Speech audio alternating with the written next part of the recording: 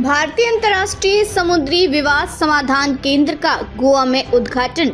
समुद्री विवादों के निपटारे के लिए भारत को मिला नया मंच। 13 सितंबर को गोवा में आयोजित 20वीं समुद्री राज्य विकास परिषद की बैठक में भारतीय अंतर्राष्ट्रीय समुद्री विवाद समाधान केंद्र का शुभारंभ किया गया।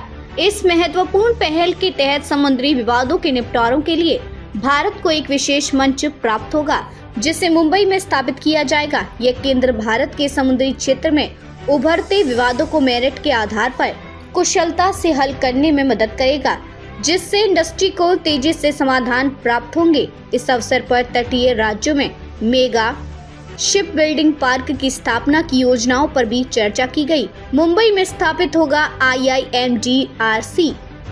IIMDRC का मुख्यालय मुंबई में स्थापित किया जाएगा।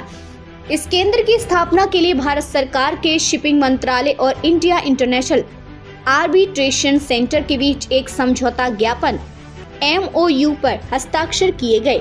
IIMDRC का उद्देश्य समुद्री विवादों से निपटने के लिए एक तटस्थ और निष्पक्ष प्रणाली प्रदान करना है। इस केंद्र के माध्यम से न केवल विवादों का निपटारा होगा, बल्कि ये समुद्री इंडस्ट्री में नए मानकों को भी स्थापित करेगा। समुद्री विवादों के समाधान में नई दिशा। IIMDRC समुद्री विवादों को प्रभावी ढंग से निपटाने में महत्वपूर्ण भूमिका निभाएगा। 20वीं MSTC के दौरान विभिन्न राज्यों से 16 से अधिक मुद्दों पर विचार विमर्श किया गया और उनका सफल समाधान किया गया। यह केंद्रीय समुद्री क्षेत्र में इनोवेशन, ज्ञान साझा करने और रणनीतिक योजना को बढ़ावा देने, जिससे भारत के समुद्री क्षेत्र में विकास और प्रगति को नई दिशा मिलेगी। पॉलिसी थिंक टैंक IMC का लक्ष्य समुद्री हितधारकों को एक मंच पर लाने के लिए पॉलिसी थिंक टैंक IMC को डिजाइन किया गया है। Policy think tank IMC Indian maritime council को समुद्री हितधारकों को एक मंच पर लाने के लिए तैयार किया गया है।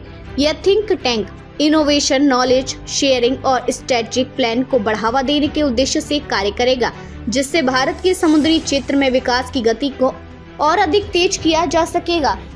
इसका उद्देश्य समुद्री क्षेत्र में इनोवेशन और रणनीतिक योजना को बढ़ावा देना है।